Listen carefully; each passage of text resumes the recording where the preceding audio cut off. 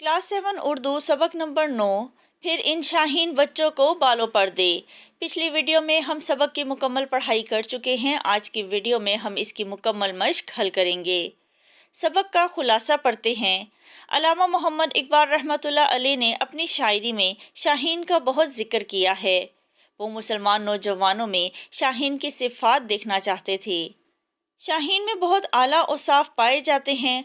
अगर वो औसाफ हमारे नौजवानों में पैदा हो जाएं, तो हमारा नौजवान दुनिया में इनकलाब बर्पा कर सकता है।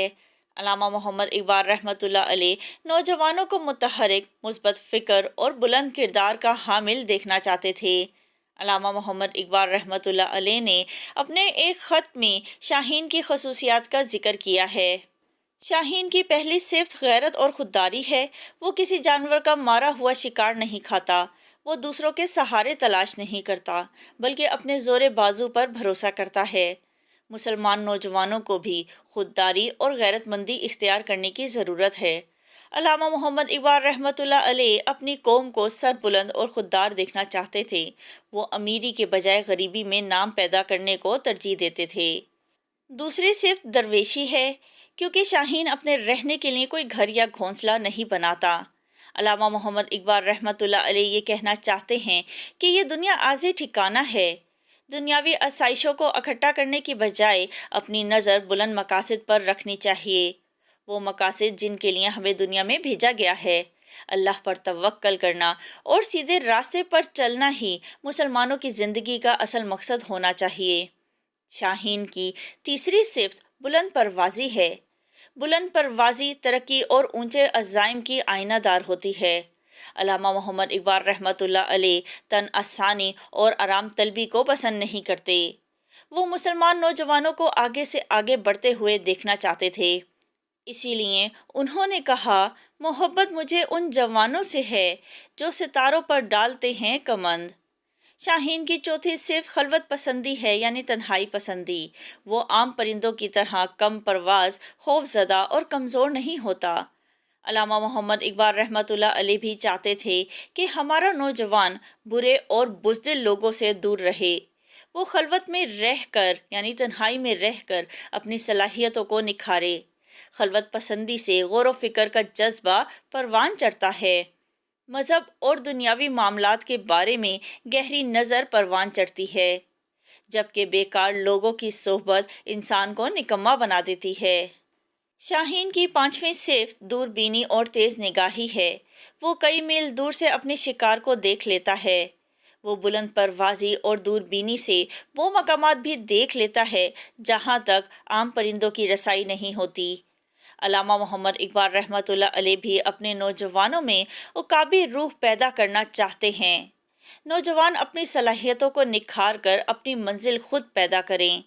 अल्लामा मोहम्मद इकबाल रहमतुल्लाह अलैह मुसलमान नौजवानों में वो तमाम सिफ़ात देखना चाहते थे जो एक शाहीन में पाई जाती हैं, ताकि मुसलमान कौम गुलामी के अंधेरों से निकलकर एक आज़ाद कौम के तौर पर उभरे और दुनिया में अपना नाम पैदा करे। सवालात के मुख्तसर जवाब दें। सवाल नंबर 1, शाहीन को इकबाल ने अपनी शायरी में मज़ीद किन नामों से ज़ाहिर किया है? जवाब है, शाहीन को इकबाल ने अपनी शायरी में बाज, शहबाज और कभी औकाब के नामों से ज़ाहिर किया है। सवाल नंबर 2, कोई कौम कब जिंदा कौम कहलाने की मुस्तहिक होती है? जवाब है, कोई कौम तभी जिंदा कौम कहलाने की मुस्तहिक हो सकती है जब वो खुददार और गैरतमंद हो। वो दूसरों के सहारे तलाश करने और इनके इंतज़ार में ना रहे, बल्कि वो अपने ज़ोरे बाजू से अपनी सलाहियतों का लोहा मनवाए और दुनिया में मुल्क और मिल्लत का नाम सरबुलंद करे। सवाल नंबर 3, दूसरों की इमदाद के तालिब होकर हम क्या कुछ दांव पर लगा देते हैं? जवाब है, जब हम दूसरों से इमदाद के तालिब होते हैं तो हम अपनी इज्जत और गैरत दांव पर लगा देते हैं। सवाल नंबर 4, असबाब पर तकिया करना किसके शायाने शान नहीं? जवाब है, असबाब पर तकिया करना फ़ुकर और दरवेशी के शायाने शान नहीं समझा जाता। सवाल नंबर 5, कौन सा अमल हमें कामयाबी और फलाह से हमकनार कर सकता है? جواب ہے اللہ تعالیٰ کی رضا میں راضی رہنا، اس کی ذات پر کامل توکل کرنا اور اس کے بتائے ہوئے طریقوں پر زندگی بسر کرنا ہی ہمیں کامیابی اور فلاح سے ہمکنار کر سکتا ہے۔ سوال نمبر 2، سبق کے متن کے مطابق درست جواب پر ٹک کا نشان لگائیں۔ الف، سبق میں شاہین کی کتنی صفات گنوائی گئی ہیں؟ جواب ہے 5۔ ب، اسلامی فکر کی تمام خوبیاں پائی جاتی ہیں؟ جواب ہے شاہین میں۔ جیم، اقبال رحمۃ اللہ علیہ نے شاہین کی علامت بالخصوص استعمال کی ہے؟ جواب ہے جوانوں کے لیے۔ دال، بلند پروازی آئینہ دار ہے؟ جواب ہے ترقی کی۔ ہے، شاہین پسند کرتا ہے؟ جواب ہے خلوت۔ درج ذیل سوالات کے مفصل جواب دیں۔ سوال نمبر 1، شاہین کی کون سی صفت کا تعلق خالص دین سے ہے؟ اس صفت کی وضاحت کریں۔ جواب ہے شاہین کی دوسری صفت فقر اور درویشی کا تعلق خالص دین سے ہے۔ علامہ محمد اقبال رحمۃ اللہ علیہ نے شاہین کی دوسری صفت میں اس پرندے کو بے تعلق اور درویش صفت قرار دیا ہے، کیونکہ شاہین اپنے رہنے کے لیے کوئی گھر، گھونسلہ یا آشیانہ نہیں بناتا۔ شاہین کی صفت کے حوالے سے علامہ محمد اقبال رحمۃ اللہ علیہ یہ کہنا چاہتے ہیں کہ ہمیں اللہ تعالیٰ کی ذات پر بھروسہ ہونا چاہیے۔ یہ دنیا عارضی ٹھکانہ ہے، اس کی لذتیں اور آسائشیں سب عارضی ہیں۔ سوال نمبر 2، شاہین کی چوتھی اور پانچویں صفات کیا ہیں؟ ان کی وضاحت ما اشعار سے کریں، یعنی اشعار کے ساتھ کریں۔ جواب ہے شاہین کی چوتھی صفت خلوت پسندی ہے۔ شاہین دوسرے پرندوں مثلاً کبوتر، چکور اور زاغ وغیرہ کی محبت سے دور رہتا ہے۔ محبت کا اثر ہونا یقینی ہوتا ہے، اس لیے وہ خود کو ان پرندوں کی طرح کم پرواز، مشقت سے خوف زدہ اور کمزور نہیں بنانا چاہتا۔ اقبال رحمۃ اللہ علیہ بھی چاہتے ہیں کہ ہمارا نوجوان برے لوگوں، برے دوستوں اور برے کاموں سے دور رہے۔ وہ خلوت پسندی اختیار کرے تاکہ اپنی صلاحیتوں کو بہتر سے بہتر انداز میں استعمال کر سکے۔ خلوت پسندی کا ایک فائدہ یہ بھی ہے کہ انسان تنہائی میں زندگی اور اس سے منسلک دنیا کے معاملات پر بہتر طریقے سے سوچ سکتا ہے۔ شاہین کو اقبال دوسرے پرندوں سے ممتاز کر کے پیش کرتے ہیں۔ آپ فرماتے ہیں، پرواز ہے دونوں کی اسی ایک فضا میں، کرگس کا جہاں اور ہے شاہین کا جہاں اور۔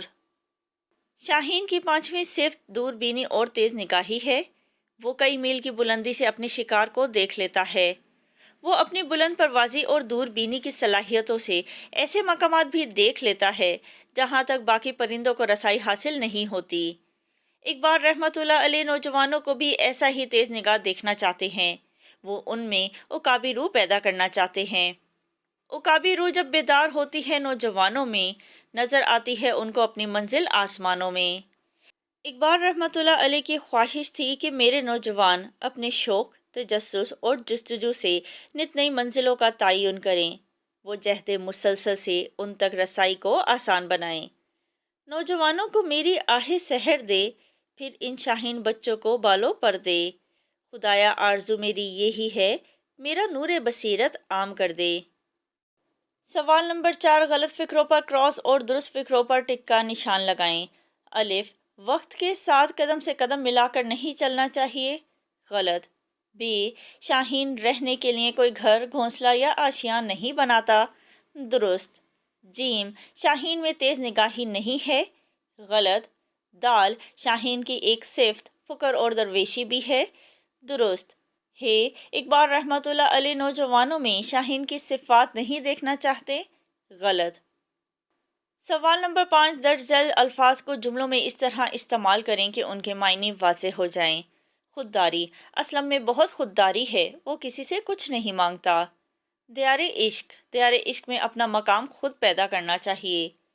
طریق، میرا طریق امیری نہیں فقیری ہے۔ نشے من، شاہین نشے من نہیں بناتا۔ بصیرت، کتابیں پڑھنے سے بصیرت میں اضافہ ہوتا ہے۔ سوال نمبر 6، دیے گئے محاورات کا مفہوم، معنی معلوم کریں اور جملوں میں استعمال کریں۔ آگ بگولا ہونا، معنی ہے اس کے غصہ ہونا۔ بچے کی شرارت پر اسلم آگ بگولا ہو گیا۔ طیش میں آنا، معنی ہے غصے میں آنا۔ سارا ذرا سی بات پر طیش میں آ گئی۔ اش اش کرنا یعنی تعریف کرنا۔ آمنہ کی نظم سن کر سب اش اش کر اٹھے۔ تارے گننا، رات بھر جاگنا۔ امجد کی تمام رات تارے گنتے گزر گئی۔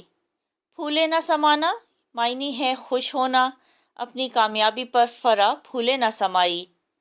اوساں خطا ہونا معنی گھبرا جانا، سانپ کو دیکھ کر آمنہ کے اوساں خطا ہو گئے۔ متشابہ الفاظ۔ اردو میں بہت سے الفاظ ایسے ہیں جو املا کے لحاظ سے ایک جیسے ہیں لیکن معنی کے لحاظ سے مختلف ہیں، یعنی لکھنے میں تو وہ ایک جیسے ہیں لیکن ان کے معنی مختلف ہیں۔ اسی طرح بہت سے الفاظ ایسے ہیں جو بولنے میں ایک جیسے ہیں لیکن املا اور معنی کے لحاظ سے مختلف ہیں، یعنی بولنے میں ایک جیسے ہیں لیکن لکھنے میں اور ان کا مطلب جو ہے وہ مختلف ہے۔ ایسے الفاظ متشابہ الفاظ کہلاتے ہیں۔ مثلاً حلال اور حلال۔ اب یہ دونوں حلال جو ہیں یہ بولنے میں ایک جیسے ہیں لیکن لکھنے میں مختلف ہیں اور ان کے معنی بھی مختلف ہیں۔ اعلیٰ اور اعلیٰ، علم اور علم وغیرہ۔ ذیل میں ایسے چند الفاظ ان کے معنی کے ساتھ دیے جا رہے ہیں جو املا کے لحاظ سے متشابہ ہیں۔ انہیں معنی سمیت یاد کریں تاکہ ان کا درست استعمال کیا جا سکے۔ پیر، پیر کے معنی ہے پیر کا دن اور پیر بوڑھا۔ سیر، گھومنا، سیر وزن کا پیمانہ۔ شیر، جانور، شیر، دودھ۔ دور، زمانہ، دور، پرے۔ حسن ایک نام ہے، حسن خوبصورتی۔ مالک، بادشاہ، ملک، فرشتہ۔ درج بالا مثالوں کی روشنی میں دیے گئے الفاظ کے متشابہ الفاظ اور ان کے معنی لکھیں۔ ملک، ملک کے معنی ہے وطن اور اس کے متشابہ الفاظ ہے ملک جس کے معنی ہے فرشتہ۔ می، می کہتے ہیں بارش کو، مینا پرندے کا نام۔ چین، ملک کا نام، چین سکون۔ چوک، چوک کے معنی ہے چوراہا اور اس کے متشابہ الفاظ ہے چوک جس کے معنی ہے غلطی۔ سحر، صبح اور سحر، سحر کہتے ہیں جادو کو۔ مہر، چھاپا، مہر، ہمدردی۔ سوال نمبر 8، مندرجہ ذیل جملوں میں سے اسم موصول اور اسم ضمیر تلاش کریں۔ اسم موصول کیا ہے؟ وہ اسم جس کے ساتھ جب تک کوئی دوسرا جملہ نہ ملایا جائے اس کے معنی پوری طرح سمجھ میں نہ آتے ہوں، اسم موصول کہلاتا ہے۔ اور اسم ضمیر کیا ہے؟ وہ اسم جو کسی دوسرے اسم کی جگہ استعمال ہو یا کسی نام کی جگہ استعمال ہو اسم ضمیر کہلاتا ہے۔ مثلاً وہ، اس، انہیں، تو، تم وغیرہ۔ وہ درخت جو میرے بھائی نے لگایا تھا اب بہت بڑا ہو گیا ہے، مگر یہ درخت جو میں نے لگایا تھا ابھی زیادہ پھلا پھولا نہیں، دعا ہے کہ یہ بھی جلد بڑا ہو جائے۔ ان جملوں میں وہ اور یہ اسم ضمیر ہیں اور جو اسم موصول ہے۔ سوال نمبر 9، علامہ محمد اقبال رحمۃ اللہ علیہ کی نوجوانوں کے لیے شاعری کے موضوع پر مضمون تحریر کریں۔ اس کی ویڈیو چینل پر موجود ہے، اس کا لنک آپ کو اسی ویڈیو کی ڈسکرپشن میں یا ویڈیو کے آخر میں مل جائے گا۔